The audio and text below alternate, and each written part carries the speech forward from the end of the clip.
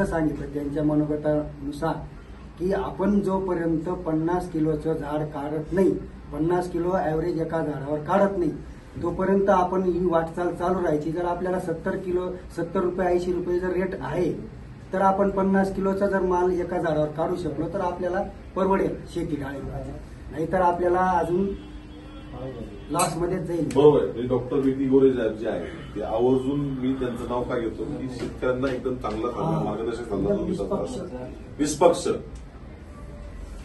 तर आज तुम्ही नाशिकच्या पलीकडे मालेगाव पासून 18 किलोमीटर तुम्ही इथं पलीकडे आला आणि एवढं लांबून येऊन समाधानी आहात. लक्षात घ्या, शेवटी रेट तुमच्या हातात किंवा माझ्या हातात राहते. जेवढा रेट आम्हाला खेचता येईल आम्ही तेवढा नक्कीच प्रयत्न करत असतो.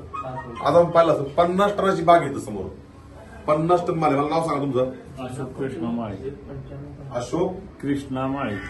माळी. तुमचं गाव कोणतं येते? कवी. कवी करमाळा इथं. करमाळा कुरडोळीमध्ये. बरोबर आहे. आता बाग किती दिवसाची तुमची? 10 वर्ष 9 वर्ष. बरोबर. आता 6 महिने पूर्ण होऊन गेले दिसत असं. 6 महिने. बरोबर. आता आपण जो माल आता आलेला आहे बऱ्यापैकी तर 2 कलर मिक्स आहेत आणि तो माल थांबवू शकत नाही आता. नाही काढा, मुदत संपलेली आहे असं स्वतः तुम्ही सुद्धा मान्य करताय. म्हणजे काढायची तारीख झाली त्याची. तर आता तुम्ही ह्या मार्केटला आल्यानंतर तुम्हाला काय अनुभव वाटला तुमचा? काय पारदर्शकता आहे, काय संदेश म्हणजे समोरासमोर जेवढं होईल तेवढं तुम्ही प्रयत्न करून घालवताय की लोकांपेक्षा 2 रुपये तुम्हाला जास्त कसं मिळतील ह्याच्यासाठी प्रयत्न करताय. सगळ्यात ते महत्वाचं आहे. बरोबर. त्याच्यामुळं जरा थोडंफार का होणं पण बरं आहे दुसऱ्यांपेक्षा तुमच्याकडे. आपण जेवढा पारदर्शक पद्धतीने व्यापार करता येईल त्याचा आपण नक्कीच प्रयत्न करतो. आता आम्ही वाशीत ह्याच्या अगोदर आमचा वाईट अनुभव, आम्ही हिथं जायच्या बॉम्बेला डायरेक्ट पहिलं काय माल निघतं तिथं ते व्यापाऱ्यासाठी बोटच चालते. तुम्ही फक्त काटा बघायचा, भावाचं तुम्ही बघा, तुम्ही काटा टिपा, काटा बघा, पण टावेलाच्या आत काय झालंय काय माहिती. ते जेव्हा तुम्हाला हे करते पट्टी देते तेव्हा तुमच्या लक्षात येणार की बाबा आणि सकाळी 10 रुपयाचा बदल होता. आम्ही ते बघितलं. सांगतो तुम्हाला त्यात किती तफावत म्हणजे किती 10 रुपये जरी असला, कमीत कमी 10 रुपये जरी असला तर त्याचा निलाव समजा होत नाही इतर मार्केटमध्ये. समजा टावेलवरच काय असेल जे काय असेल ते त्याच्यामध्ये तुम्हाला तुमच्या समोर जरी गेला तुम्हाला कळत नाही. काय नाही, तुम्ही काय करणार आहे. आम्ही समोरासमोर उभा राहिलो, कापड टाकून तुम्ही बोटावर व्यवहारात फक्त दे टाळी म्हणलं संपला विषय. इतर मार्केटमध्ये ना आपल्या मार्केटमध्ये चांगला फरक आहे हे तुमच्या तोंडातच तुम्ही सांगताय. आपल्याला काय असतं शेवटी शेतकऱ्याच्या समोर ज्यावेळेस व्यापार करतो त्या शेतकऱ्याच्या नजरेतच व्यापार लक्षात येतं की आपल्या मालाची काय प्रॉब्लेम आहे. हे कसं खुल्लं मार्केट आहे, हे सगळ्यात बोगस मार्केट वाशीपिशी निवड चोराचा बाजार असल्यामुळे. आज अगदी एवढे लांबून पुण्याकडे आला हो आणि माल पण 50 टन सांगितलंय की एवढाच महिनाभर आता आपल्या रेट आहे. लक्षात घ्या, पुढे गेल्यानंतर जरी मार्केटची आवक जरी कमी झाली तरी गुजरात आणि राजस्थान हे फुल तिकडनं चालू होणार आहे. इथंही रेट तुम्हाला माल दिसतील. त्यामुळे आपण सुद्धा आपला माल काढून घ्या. आज तुम्ही सुद्धा नवीन आलेत. मला तुमचं नाव सांगा. हटकरंगेवाडी सांगोलीवर आलोय. पहिल्यांदा जातो साहेबांना शेटना फोन केला. त्यांनी फोन केला, पहिल्यांदा उचलला नाही फोन. रिटर्न बोलत जरा आम्हाला त्याची आयडिया नव्हती म्हणजे व्यक्ती कोण आहेत काय. चौधरी केडी चौधरी म्हणते ती माझं डाळिंबी दुसरं पीक आहे, एवढा काही ज्यादा अनुभव नाही. तरी बी साहेबांनी परत नंतर पुन्हा फोन केला 1-2 तासांनी. लग्नाचं वगैरे हे ते सांगितल्यामुळे जरा मी म्हटलं तुमच्या लग्नातून वेळ दिल्याबद्दल धन्यवाद म्हटल्यानंतर त्यांनाही खूप आनंद झाला. आणि म्हणजे तुम्ही एवढा वेळेत वेळ काढून आम्हाला फोन तर करताय किमान. म्हणजे आम्हाला मार्केट विचारायचं होतं दिवाळीमुळे काय मार्केटची गडबड आहे का, बरोबर काय अडचणी आहे ते विचारायचं. म्हणजे काय म्हणजे बाकीच्या शंका विचारल्या मी. जवळजवळ मला 22 मिनिटं त्यांनी वेळ दिला बोलायसाठी. बरोबर. माझे प्रश्न जे असतील त्याची शंकेचं निरसन केलं.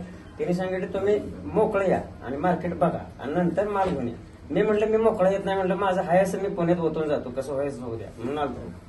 शब्द लक्षात घ्या की एक ओळख नसताना सुद्धा जे 22 मिनिटात संभाषण झालं शेतचं त्यांचं जे संभाषण झालं त्याच्यामध्ये त्यांचा एक विश्वासार्हता निर्माण झाली की मी जे 22 मिनिटं बोललो शेटची माझ्या मनात ज्या शंका होत्या त्या मी सगळ्या निरसन करून टाकल्या. शेटनी ज्यावेळेस सांगतो मी जर असतो तर मी आवडून सांगतो की नवीन शेतकरी जे असतील त्यांनी आवर्जून मोकळं फिरायला आलं पाहिजे. कारण का आता मंदी जरी सावट असलं तर मंदीमध्येच रेट टाईट का पुण्यामध्ये मंदी व्यापाऱ्यांनी जाग्यावर मंदी करून टाकली फार सगळी. व्यापारी जाग्यावर म्हणजे फार तुम्हाला शेतकऱ्याला फार म्हणतात की पुढे मार्केट ढासळले हे झाले ते झाले. अगदी मार्केट आणि बाग ह्यात 25 रुपयाचा तफावत किलोला, अगदी 25 रुपये किलो मार्केटला वाढतात, या मंदीमध्ये सुद्धा मार्केटला वाढतात. तुमचा अनुभव काय मला सांगा आजचा?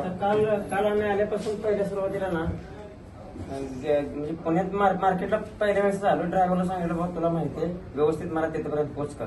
बरोबर. इथं आल्यानंतर काय आहे की इथला स्टाफ जे आहे ना तुमच्या आपल्या इथला की क्रेट उचलणारी, वजन करणारी म्हणा किंवा जी बी काही लोक असतील ना ती इतकी प्रामाणिकपणे झटते की त्यांच्या अंगातनं पैलवानसारखा घाम येतो. हे मला खूप म्हणजे ते बरं वाटलं. ते काम म्हणजे इतकं हार्ड काम. काटा करता सुद्धा बारीक काटा लक्ष द्या काट्याकडे. पुढे तुमच्या नका देऊ, तुम्ही दुसऱ्या उकलकडे लक्ष द्या. त्याच्यात काय तुम्हाला तफावत वाटते सांगा. त्याच्यावर सुद्धा माताची परीक्षा करा. वजन काट्याचे मी बघितले, तुम्हाला सीसीटीव्ही कॅमेऱ्यात दिसेल. मी म्हणजे पूर्ण वजन काटे म्हणजे जवळ 2 तास मी बघितले ते. काटा करत असता सुद्धा जर उद्या 6 कॅरेट जरी वजन असलं, त्यात 100-200-500 ग्रॅमच्या वरती जर असेल तर पुढच्या त्याच्यात वक्कल मधलं 2 काढून ती वक्कल पूर्ण करणार. नाही ह्याच्यामध्ये आता मला काय जाणवलं, मला पहिल्यांदा ते वजन करताना काय समजणच. किती आकडा पळाला आणि काय लिहिलं काय कळलं ना. मला गोंधळ झाला माझा 10 मिनिटं. पण ते माझं परत तोंडपाठ व्हायला लागलं. जसं तुमच्या लिहिण्याचं तोंडपाठ व्हायला तसं माझं तोंडपाठ व्हायला. फक्त बघितलं की लक्ष द्यायचं 21 किलो 23 किलो हे असं लक्षात द्यायला लवकर पहिल्यांदा समजेना, मला समजेना ती. बरोबर. तुम्ही काय लिहिलं काय वजन आलं काय कळलं. मी बघत होतो मगापासून आणि खूप चांगली सर्व्हिस वाटली. आणि माझा माल जो होता तो म्हणजे व्यापाऱ्याने दाखवला होता. व्यापाऱ्याला दाखवला त्याने काय सांगायचे म्हणजे 100 ग्रॅमच्या वरचं 100 ग्रॅमच्या म्हणजे खरडा सोडून. आता माझा खरडा इथं 64 आणि 69 रुपये गेलाय खरडा माल. काय नाव तुमचं मला सांगा? बैरू डोरले हटकर म्हणजे बैरू डोरले. भाऊ बरं तानाजी बैरू डोरलेची पट्टी बोला तुम्ही. म्हणजे 64 आणि 69 हे जे पैसे ते मला कधीच मिळणार नाही, मुळीच भेटणार नव्हतं. ते आता मला भेटलेत. कमी कमी माझी पट्टी एक पिकअप आणले 1.5 लाख रुपये येते तर मी समाधान आहे. शब्द लक्षात घ्या म्हणजे शेतकऱ्यांचा की